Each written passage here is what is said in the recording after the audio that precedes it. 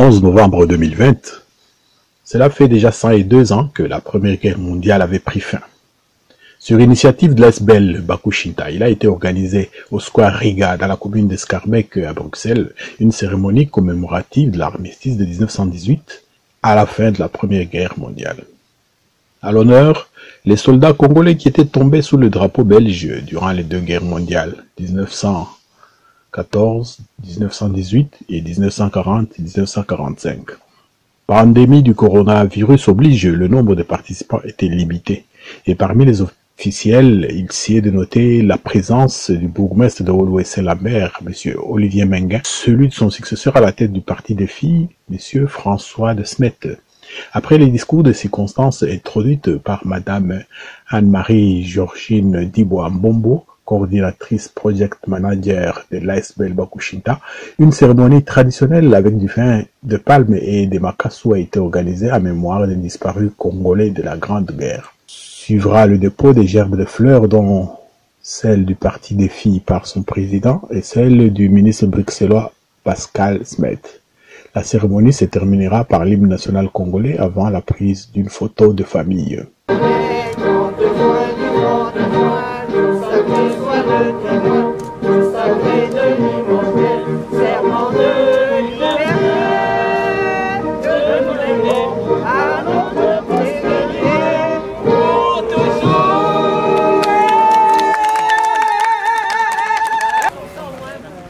Georgine, la photo? C'est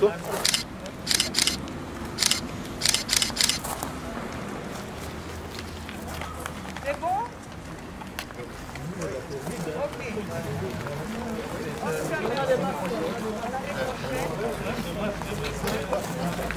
C'est important pour nous d'être ici aujourd'hui. 3 volets. Le passé, le présent, mais surtout l'avenir. Le passé, c'est pour honorer ce qui s'est passé avec nos ancêtres. Ils ont combattu, cela appartient au passé, mais c'est une histoire que nous devons enseigner à nos enfants. Le présent, parce que nous sommes ici, mais beaucoup d'entre nous, nous sommes des Belges de naturalisation. Beaucoup d'entre nous, nous avons trouvé un refuge en Belgique. Mais est-ce que l'histoire doit se répéter? Le présent, ce sont les questions auxquelles nous devons répondre maintenant. Nous, la communauté congolaise, est-ce que nous devons continuer à payer de notre sueur, de nos efforts? Tabora, 700 officiers belges et sous-officiers, 12 000 soldats congolais noirs, 12 000. Tenez-vous bien, 260 000 porteurs, on ne connaît pas leur nom, mais ces porteurs ont fait à pied presque 7 fois la Belgique pour porter des vivres, le matériel. Chacun avait à peu près 25 kilos, voire plus. Et parmi eux, il y avait les grands oubliés, les femmes. Les femmes. 260 000 porteurs, plus de 7 fois la distance de la Belgique à pied. Et comme pour toutes les guerres, ce sont les puissants qui décident, mais c'est le petit peuple qui meurt. En premier, les civils et spécialement les femmes et les enfants. Jusqu'à quand nous allons porter, nous allons aider et pour avoir comme reconnaissance le mépris, l'ignorance, la violence? Je vais faire son écho, je vais faire très court parce que c'est pas un jour de discours politique. Je vais vous dire pourquoi je suis venu ainsi que mon prédécesseur Olivier Menguin qui était encore, oui, qui était encore là il y a 2 minutes. Oui. On est là simplement parce qu'on ne bâtit pas le vivre ensemble sans mémoire et sans reconnaissance. Et que ce que vous faites depuis 10 ans pour faire connaître l'action de la force publique du Congo, c'est nécessaire. Il y a trop peu de jeunes et aussi trop peu d'adultes, quelles que soient les origines, qui connaissent et savent ce qu'on leur doit. Tous. Parce qu'en effet, ils ont donné leur vie pour qu'on soit libre. C'est une page de l'histoire qui est encore beaucoup trop méconnue. Et tant qu'elle ne sera pas complètement assimilée, il y aura du travail à faire. il y a toutes les inconnues, il y a les femmes. Qui connaît les 260 000 porteurs dont on vient de nous parler? Trop peu de gens. Et vous savez, cette fameuse commission qui est en train de se mettre en place, sachez qu'on en fait partie, j'y siège, parmi d'autres députés. Alors, elle va, à mon avis, faire un travail très important. Et je sais que beaucoup est attendu de ses conclusions et de ce qu'elle va pouvoir produire. Mais il y a autre chose qui est tout aussi important que ces conclusions possibles, c'est son travail. C'est-à-dire que pendant les mois à venir, il faut que tous nous utilisions le travail de cette commission pour faire connaître l'histoire. Ce que nous devons notamment à la force publique du Congo, mais faire connaître cette histoire commune avec ses joies et puis toutes ses douleurs. Et il n'y a que comme ça qu'on arrivera en effet à bâtir un futur où il y aura moins de discrimination, où il y aura moins de discrimination à l'emploi, au logement. Encore une fois, on ne bâtit pas le vivre ensemble sans reconnaissance et sans mémoire. C'est la seule raison de notre présence ici. On est auprès de vous. Merci. Bravo. Merci beaucoup. Madame Gisèle Mandela, vous êtes la première Congolaise à être dans l'exécutif de ce pays. Mais vous venez à une manifestation qui concerne le Congo. Comment vous pouvez expliquer votre présence dans les deux?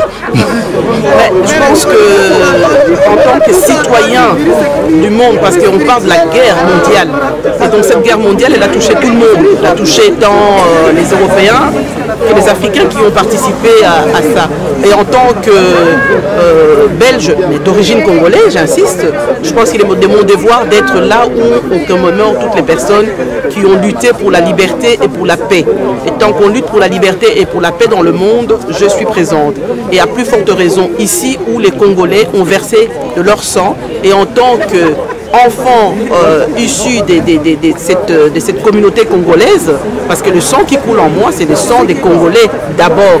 Et donc je me devais d'être là comme chaque année pour venir commémorer en fait, les vaillants soldats de la force publique congolaise qui ont servi en fait, la Belgique, parce que c'était encore à l'époque coloniale, qui ont servi la Belgique. Donc aujourd'hui, je suis fier d'appartenir aussi en tant que membre à part entière dans ces pays d'accueil.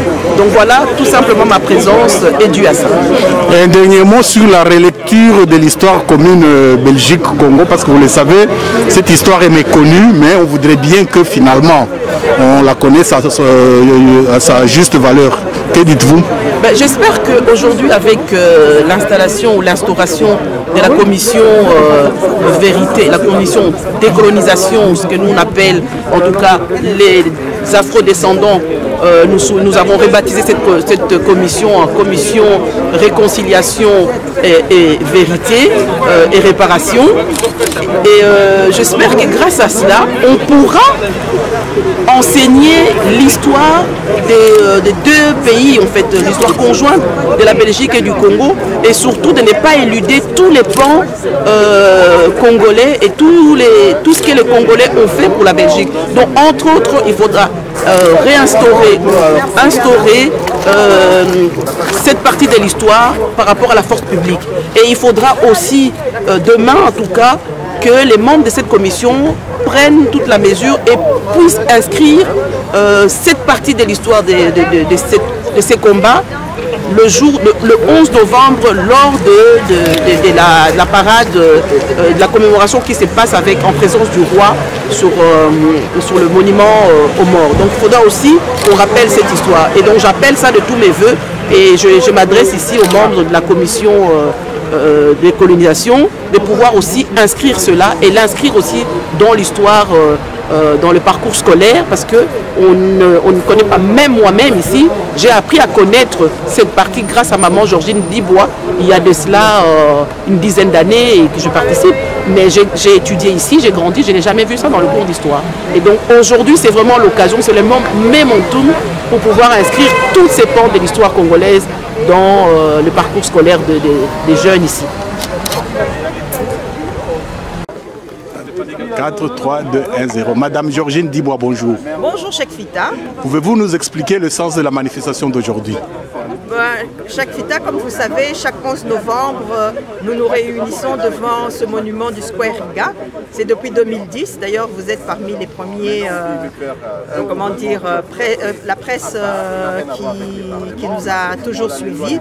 Et donc, depuis 2010, nous venons ici chaque 11 novembre commémorer, rendre hommage aux anciens combattants congolais, mais aussi aux volontaires congolais qui ont participé à la guerre, aux guerres mondiales, Première Guerre mondiale, Deuxième Guerre mondiale. Et pour ceux qui ne connaissent pas ce lieu, quel est le sens de ce monument? Bon, ce monument, comme il est écrit, il est dédié aux campagnes d'Afrique, il est dédié aux différentes participations qui englobent pas seulement les deux guerres mondiales, mais depuis la période de l'État indépendant du Congo, lorsque, à cette époque-là, les Belges faisaient campagne pour occuper différents territoires du Congo, essentiellement à l'Est, où il y avait les arabo-musulmans. Et après, c'est la période de la Première Guerre mondiale et de la Deuxième Guerre mondiale. Donc, ce monument leur est dédié. C'est ainsi que d'ailleurs, quand on regarde sur le monument principal qui est derrière nous, il y a Rejaf, qui est une guerre de l'époque. Rejaf, c'est dans le Soudan-Ouganda, là, où ce territoire fut occupé contre les madistes. Et puis, mais le territoire a été après rétrocédé aux Anglais. Et puis la bataille de Tabora. Et pour finir, la Deuxième Guerre mondiale, la grande victoire de Sayo. Mais il faut aussi savoir qu'il y a des piquets tout autour du monument. Et sur ces piquets, on reprend des noms des différentes batailles de la force publique. Oui, et un dernier mot pour ceux qui vous ont soutenu et pour ceux qui n'étaient pas là. En tout cas, je veux encore dire merci, un grand merci à tous ceux qui, on les reconnaît dans le public, qui ont toujours été là depuis 2010. Merci même à Cheikh Fita, qui, quand il peut, nous a toujours suivis. Merci à ceux qui viennent, merci à tous ceux qui viennent aussi avec des idées pour nous renforcer, parce que c'est le travail de tout un chacun. Si nous voulons bien avancer, il faut que nous soyons à plusieurs. Et nous avons fait en cette période de Covid le nécessaire pour quand même être là pour cette commémoration, parce que nous avions pris l'engagement de la perpétuer chaque année, et nous avons aussi fait en sorte que l'événement puisse être en ligne pour que tout le monde, tous ceux qui ne pouvaient quand même pas venir, puissent le suivre. Merci.